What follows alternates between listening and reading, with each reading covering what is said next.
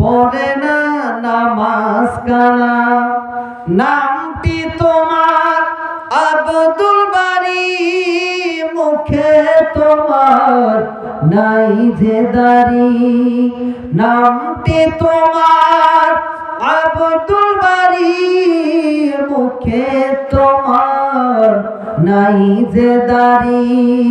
দোহাই লাগে দাড়ি রাখো, হাজার হাজার পাবি চালা, পড়ে না নামাজ কালা। আমার মুসলমান বন্ধু, হযরতে বিলাল জবানের মধ্যে কোনো আওয়াজ নাই, সিরিফ আহাদ আহাদ আহাদ, আল্লাহ এক, আল্লাহ এক, আল্লাহ এক। এ মুসলমান বন্ধু, রাতের মধ্যে মারতে মারতে হযরতে বিলালকে বেহুশ করে ফেলেছিল। হযরতে বিলাল বেহুশ হয়ে পড়ে আছে। এবার সকালবেলা কেমন করে শাস্তি দেওয়া হবে মশওয়ারায় বসে গেল। পাশান আবু জেহেল রায়ের মধ্যে ফয়সালা দিল রে, এই মক্কার জমিনের মধ্যে যেটা তরুতাজা ঘোড়া আছে, এই তরুতাজা ঘোড়ার সাথে বিলালের পায়ের মধ্যে রশি লাগায়া ওই তরুতাজা ঘোড়ার সাথে বাঁধিয়া দেওয়া হবে, আর মক্কার অলিতে গলিতে চড়ানো হবে রে, যাতে মক্কার মানুষ দেখে রে এই মুহাম্মাদের কালমা পড়লে কেমন কষ্ট হয়। এ মুসলমান বন্ধু, হযরতে বিলাল চোখের পানি পালায় রে, আর কোনো কিছু কথা বলতে পারে না।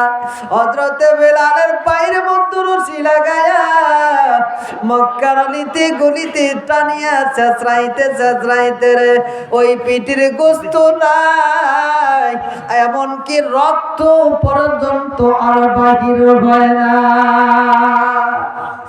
সারা অলিতে গলিতে নিয়ে বেড়ানোর পর হযরতে বিলালকে ওই ছোট্ট বাচ্চাদেরকে হাতে সমঝায় দেওয়া করো, যাও রে এই বিলালকে ওই গরম বালুর উপরে, মরুভূমির মধ্যে গরম বালুর উপরে শোয়ানো হোক, যতক্ষণ পর্যন্ত এই বিলাল আল্লাহ তাআলাকে ভুলবে না, যতক্ষণ পর্যন্ত মুহাম্মাদের কালমা বিলাল ছাড়বে না, ততক্ষণ পর্যন্ত বিলালকে শাস্তি দেওয়া হবে।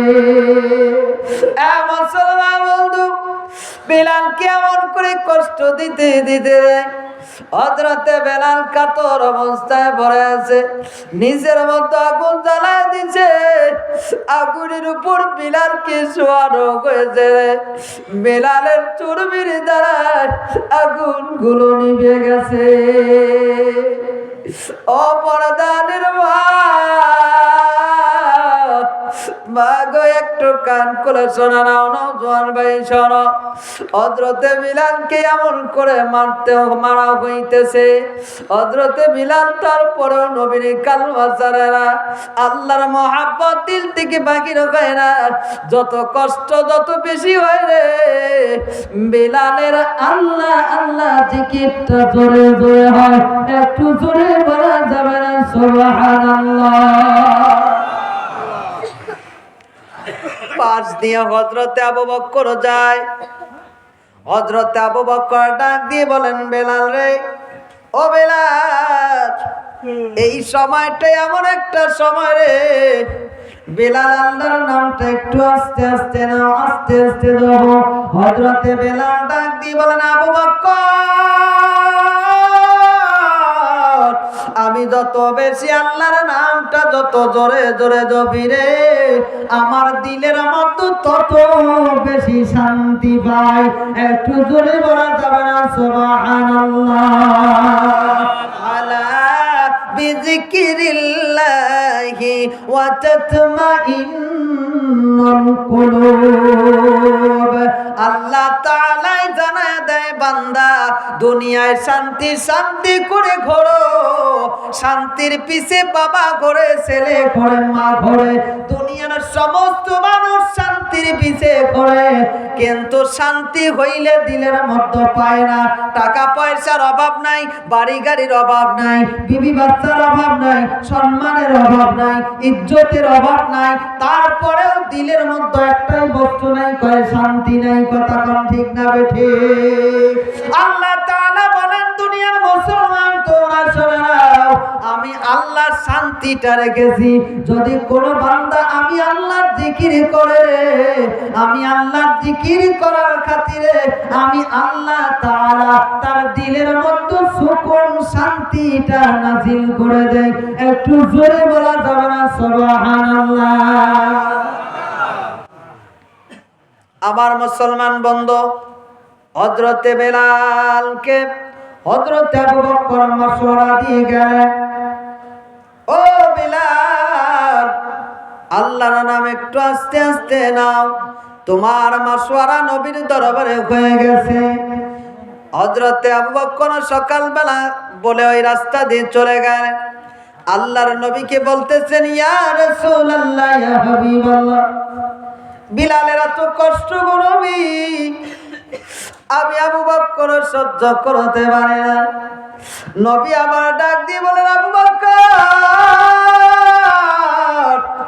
আবু বকর রে, আমার বিলালকে তুমি খরিদ করে এনে দাও রে আবু বকর।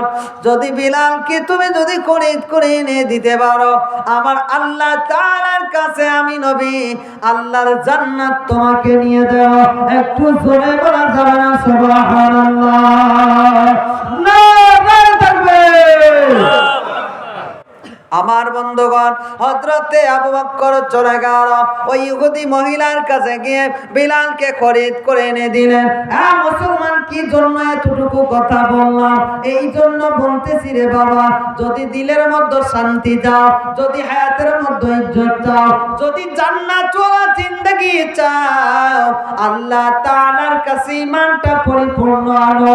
এমন ভাবে ঈমানটা নয়ন করতে হবে, এমন ভাবে নবীকে মহব্বত করতে হবে। গলার মধ্যে ছুরি উঠবে, তারপরেও দাড়িটা কাটবো না। গলায় ছুরি আসবে, মাথার টুপিটা নামাইবো না। গলায় ছুরি আসবে, পাঞ্জাবি ছাড়বো না। গলায় ছুরি আসবে, সুন্নতি লিবাস ছাড়বো না। গলায় ছুরি আসবে, মিথ্যা কথা বলবো না। গলায় ছুরি আসবে, আল্লাহর দাওয়াত বন্ধ করবো না। গলায় ছুরি আসবে, নামাজ পড়া বন্ধ করবো না। গলায় ছুরি উঠবে গো, ইসলামের কোন অমাননীয় কাম করব না।